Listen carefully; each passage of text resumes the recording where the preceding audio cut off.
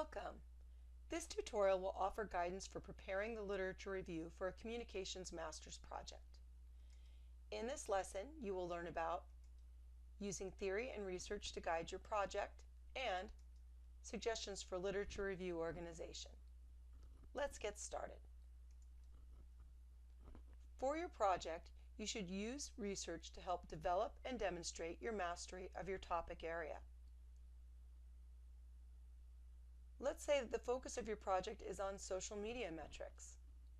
You will likely want to look at trade literature to get a sense of industry trends and insights and guidelines on current best practices, as well as background on the history of your topic and practices.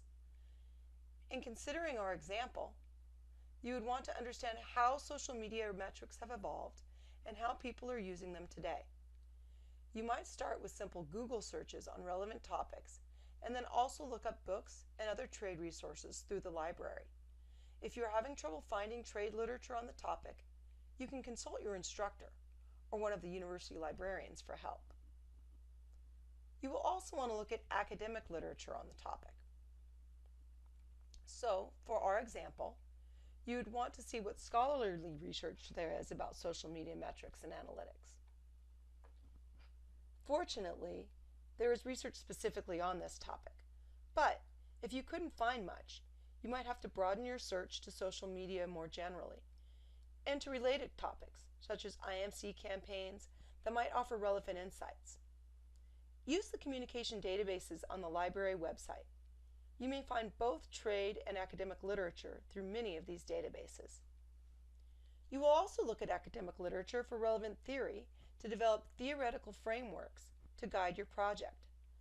Selecting the theories that will guide your project is something you should determine in consultation with your advisor. Again, in some cases, such as with social media, you might find specific studies that have already applied certain theories to your topic. In other cases, you will need to look more generally at the theories as explained in texts, book chapters, and/or to studies found in other areas, and then determine for yourself how they can be applied to your topic. You will want to move beyond just reporting relevant guidelines, theories, and studies. You will need to apply the research and use it to guide and test strategy development and project implementation. So the language in your literature review may read something like, based on Sally Smith's Guide to Media Metrics recommendations. Then you would review the recommendations. For example here, you might review the different measures of exposure, engagement, etc., and provide specific examples of how they apply to your situation. So you should specifically state things like, given that X theory says, and explain it.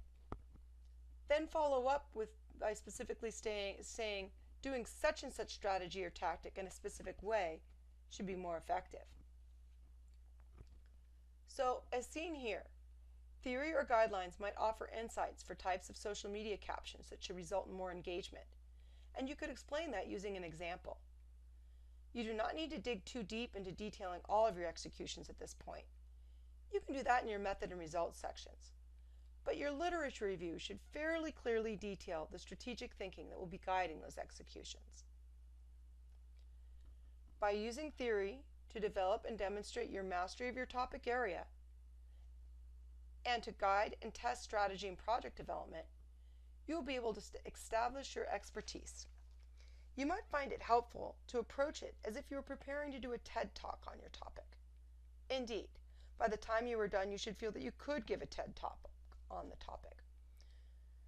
So consider what all you would want to know to ensure that you are an expert, and also what information and examples you could share to make your talk convincing and compelling. That is what you want to document in your literature review.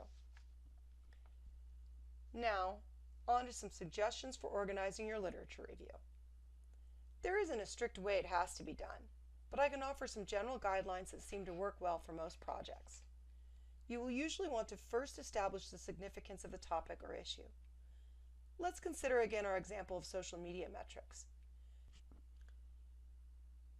You want to explain why social media metrics and learning how to use them effectively is important.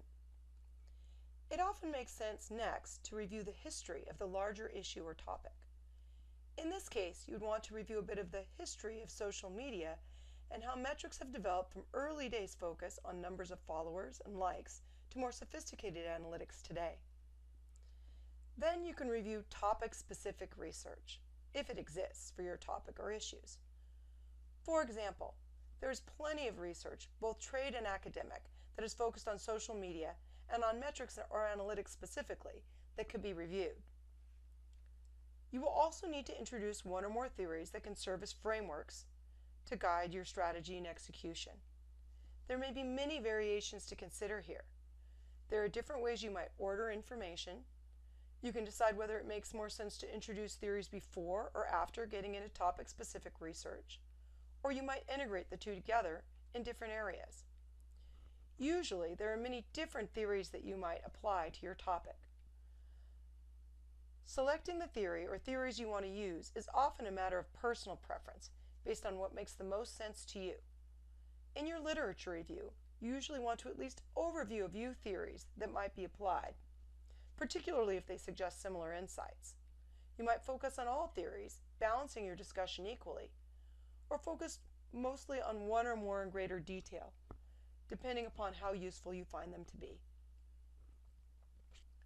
For social media metrics, there are many theories you might apply. Some you may find existing research on, while others you may not. For example, diffusion of innovation has been commonly applied to social media, so you would probably want to mention that.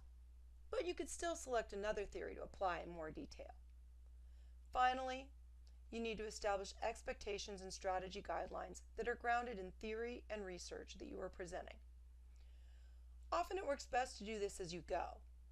So you introduce a recommendation, study element of a theory, or some other aspect of things, and then discuss the application for your project. And then you introduce another recommendation, study, or theory element, and discuss applications on that one, and so on.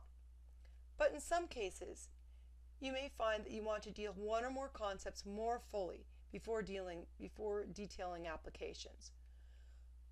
For instance, it may be more efficient to discuss some applications last if multiple theories and recommendations all lead to similar suggestions. For social media metrics, you'd want to outline how you would approach planning analytics, the details of specific metrics, and why and how that might vary for different social media content based on the theory, research, and best practices you discussed. So to review, you should use theory and research to develop and demonstrate your mastery of your topic area, and to guide and test strategy development and project implementation. Suggested organization recommended that you first establish the significance of the issue or topic, and review the history of the larger issue and topic.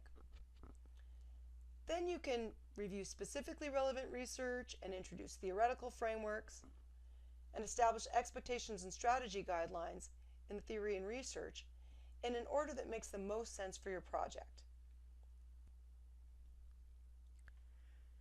Please keep in mind that every project is unique, so you are encouraged to consult your advisor for help in tailoring your literature review appropriately for your topic.